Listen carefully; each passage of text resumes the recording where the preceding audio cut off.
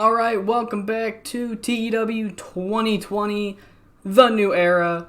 We are here for night 9 of the Cruiserweight Classic, the semifinals. Both matches of the semifinals. This is night 9 out of 10, and that means that next week will be the final Cruiserweight Classic show.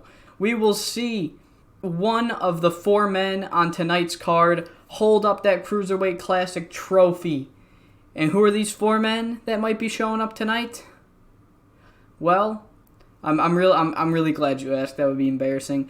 Well, the 2 matches we have booked for tonight. Up first, in one corner, the Hangman, Adam Page, and in the other corner, Ricochet. The winner of that match will take on the winner of Zack Sabre Jr. versus Kota Ibushi.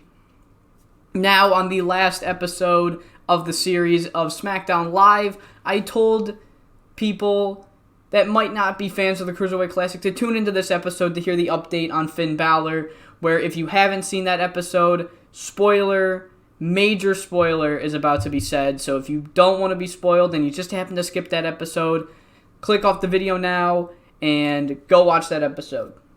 Okay, for all one of those people that did that, thank you and welcome back. But what happened was Finn Balor got injured, and he got injured bad. He is out of action for more than a year, and this couldn't have come at worse timing because him and Shinsuke Nakamura were about to challenge the Dudley Boys for their tag team championships. So, the announcement is on the pay-per-view, Shinsuke Nakamura will address the situation, okay? Daniel Bryan has put out a tweet saying that Finn Balor will not be able to appear on the Great American Bash, and Shinsuke Nakamura will make the announcement of what is happening on the show. So, for those of you that just wanted to hear what was going on, what the plan was, there you go. If you don't want to see the rest of the episode because you didn't click on it for this, you only click on it for that, I accept, you can go. But for Cruiserweight Classic fans, let's get into the show. We open this edition of the Cruiserweight Classic with Renee Young trying to introduce everyone. This is the semifinals, and it is hijacked by Bollywood Aman Samir. He's hijacking the show. He's like, this Cruiserweight Classic hasn't been the same since I got eliminated. And it all ends when we get a surprise appearance from Shinsuke Nakamura himself. Yes, he's got to match this pay-per-view, and he's here tonight, and Aman Samir's going to pay the price because he has to go one-on-one with Shinsuke Nakamura right now. Huge surprise to open this edition of the Cruiserweight Classic. Since there were only 2 matches, I needed more time to fill, and I couldn't just do it with angles, so Shinsuke Nakamura is going to take on Aman Samir, and he beats Aman Samir. In 12:01, he defeats Aman Samir. Pretty good. Shinsuke only getting a 59 because he's just not that over, and there was no storyline attached to it. But you know what? It was a filler match, if I'm going to be honest.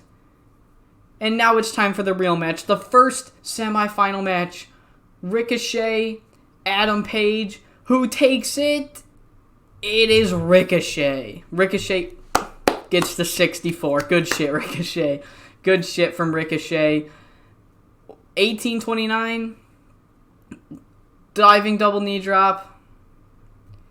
Adam Page has been eliminated. And Ricochet is our first man in the Cruiserweight Classic Finals. And before we get into our main event, we do have 2 angles to fill out the show. The first one is the Lucha Brothers and Puerto Rican Power gets into some sort of scuffle backstage, and it is announced by Corey Graves and Mauro Ranallo that these 2 teams will have a match on the pay-per-view.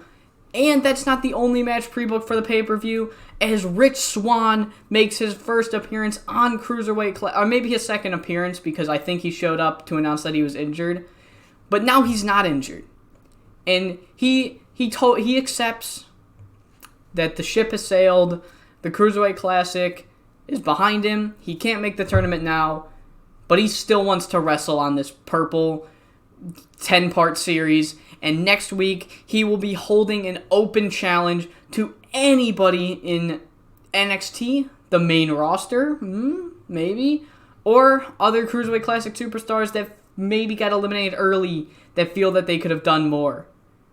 So, there we go, and now it's time for the main event. Puroresu versus Technical Style. Technical Style? Whatever.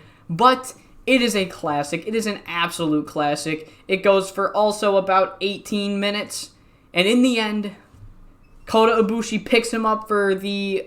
I forgot what it's called. His special powerbomb. Zack Sabre Jr. rolls it into the old schoolboy kind of deal.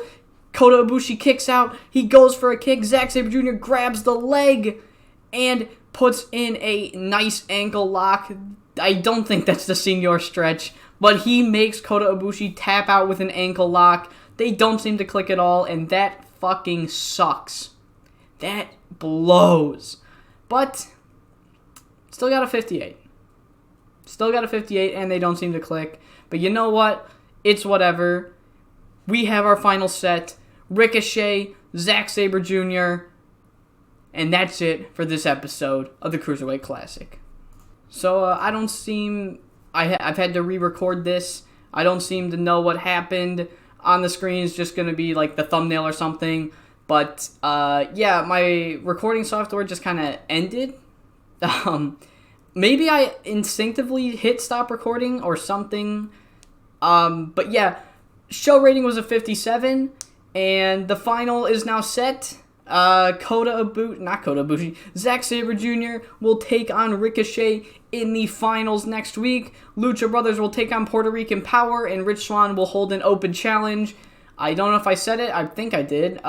57 show rating, but it doesn't matter. And yeah, so what happened was I either instinctively turned off the recording software or it glitched, and it happened to cut off in the middle of my speech, or was it in the middle? It might have been right before the ending speech, so I think it was an instinctive thing on my part. So yeah, this is being recorded a little bit after that, so I hope you all enjoyed this episode. Up next, we have SmackDown presenting the Great American Bash, and I hope to see you there.